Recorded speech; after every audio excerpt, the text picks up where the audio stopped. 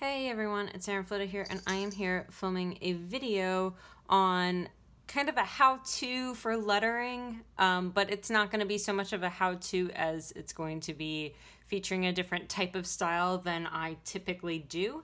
I am going to show you stuff about flourishing. These practice sheets are from Dawn Nicole Designs, which I will link below for you. These are free practice sheets. There's also a ton of practice sheets available on Pinterest and things like that. And I'll link my board where I have a whole bunch of free practice sheets below for you in the description. So I left this up to a poll because I had no clue the video that I wanted to do today. So I left it up to a poll because I got some suggestions about doing maybe videos on Instagram, because you guys have seen in my stories lately that I've been talking about Instagram and analytics and things like that. And then a couple of people left stuff about different types of lettering styles. So I decided to put it up to a poll, and the different types of lettering styles won. So I'm just going to feature one today, and I'll make this kind of a series where I talk about different types of styles. Most of you guys know on my channel, I do some flourishing, but it's typically not a ton. Usually I do some flourishing, maybe a little bit of my headers and things like that for the month, but from typical day to day, I don't do a ton. So I thought I would use these great practice sheets for you all to get an idea. And then I have this Canson marker paper, because I printed these out on regular copy paper, but regular copy paper is not great for your brush pens. So I'm going to use this Canson marker paper, and I'll give you an example.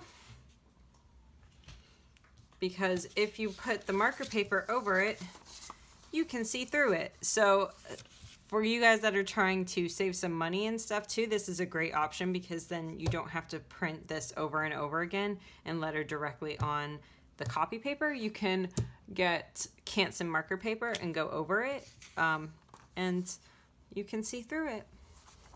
So that is what I'm going to do today, and just show off a little bit of these flourishing styles and then letter a few quotes.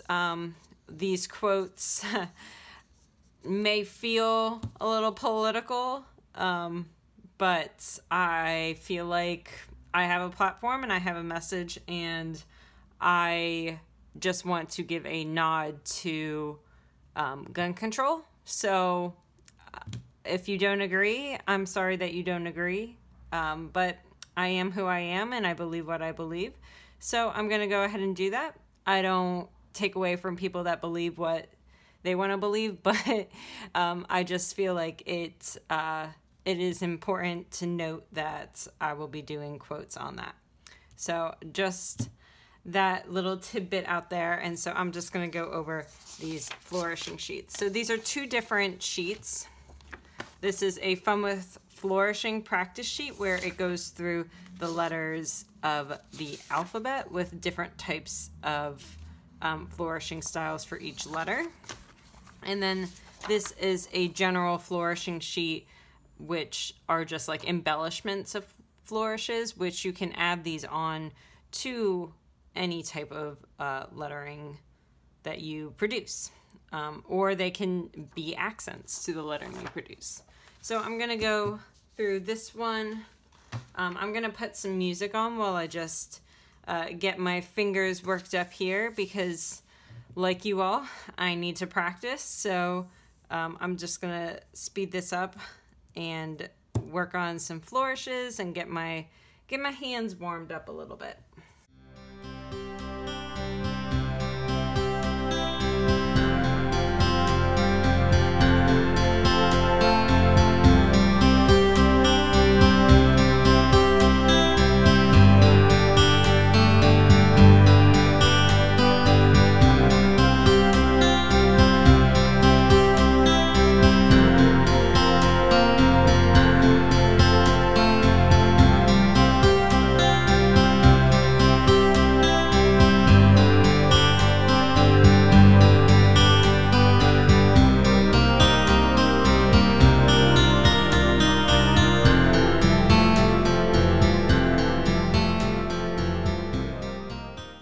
So I'm just going to pause right here really quick because I noticed myself doing something and things that people don't really know about lettering.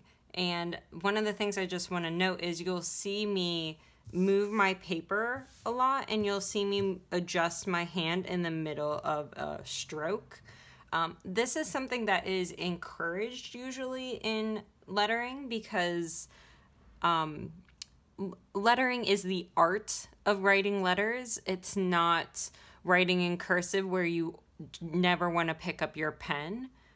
Lettering is more of an art form, so you can pick up your pen and you can adjust your hand or your paper so that you can get the right angles to do things. You'll see me do that a lot, for example, here, where I picked up my pen and then continued this stroke. So I actually do that quite a bit, particularly when I'm going down, and when I get to my upstroke, sometimes I'll pick up my pen to go back down because I'll need to adjust my hand again. So I want you guys to know, particularly if you're beginning in your lettering journey or something like that, don't worry about never picking up your pen. It's actually pretty encouraged. So I just wanted to note that while I was going through and practicing.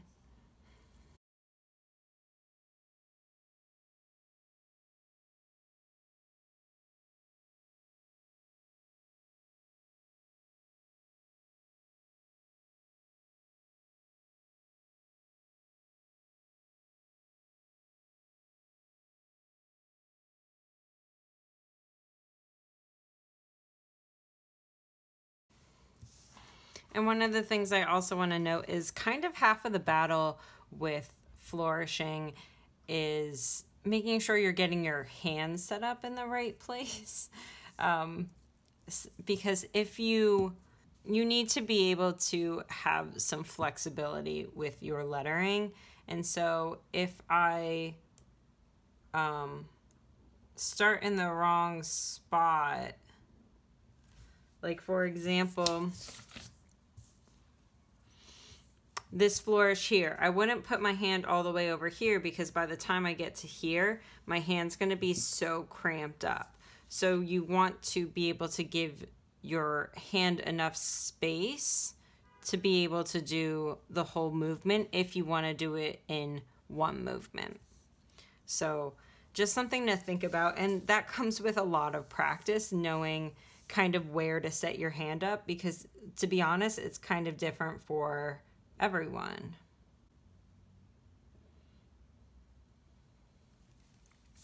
And one of the other things I want to talk about for this particular situation, and particularly this flourishing sheet, because some of these are seemingly backwards, because you're always going to do whatever the downstroke is. For example, let me just get a regular pen here.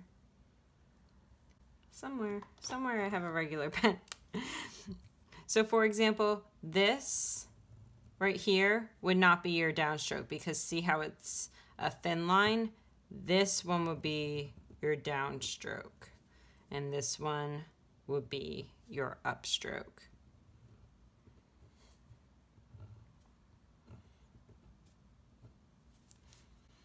So you have to think about it a little bit when you're trying to figure out what direction to go in because of where the downstroke is. So that's the same here. This would not be your downstroke. This would be your upstroke, and this would be your downstroke. So you would start at this point. So something to think about while you're doing this particular flourishing sheet.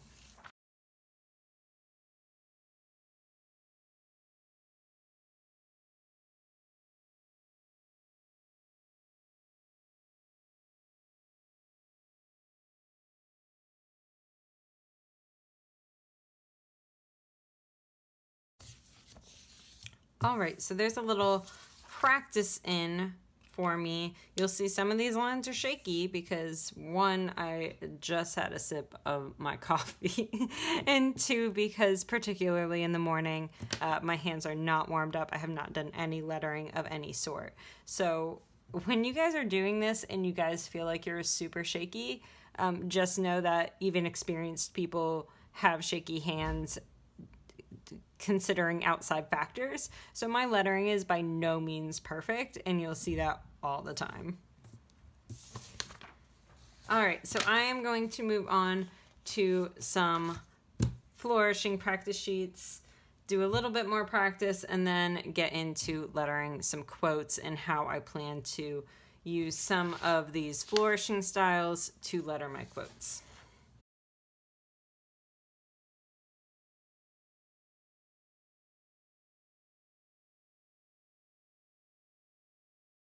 Speaking of doing things the wrong way, I don't know why I thought I would start with the flourish. That was a bad idea.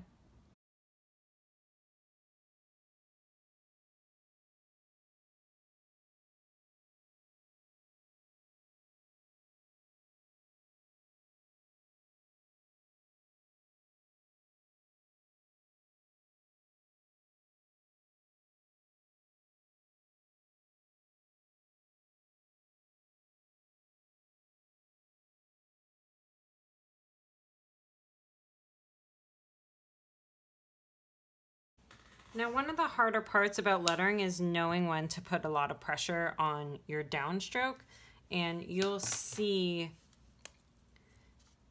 right about here is where I start to put pressure, but it's more of a gradual pressure. I don't go from this to this immediately. You'll see for a lot of these flourishing type things, I'll do more of a gradual pressure going downwards. And you'll see that going up as well. There's no just like cutoff point when it comes to your downstroke going back into an upstroke. You do have a kind of turn point, but you see that the pressure gets less through that whole bottom part of the downstroke as well.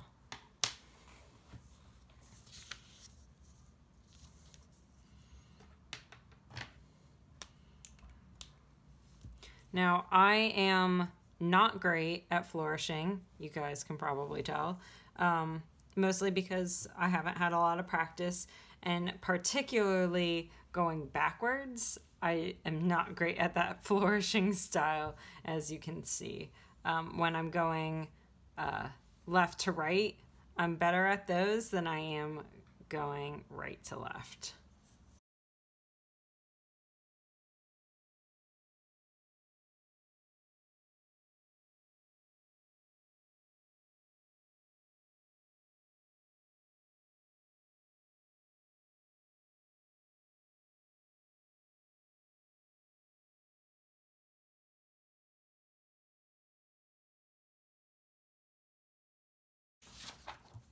All right, so I just kind of want to give you a taste of these practice sheets. Again, I'll have all of these available, the links to all of these in the description below. So these were just kind of to give myself a little bit of practice, to give you guys a look at different types of flourishing styles, as well as this one.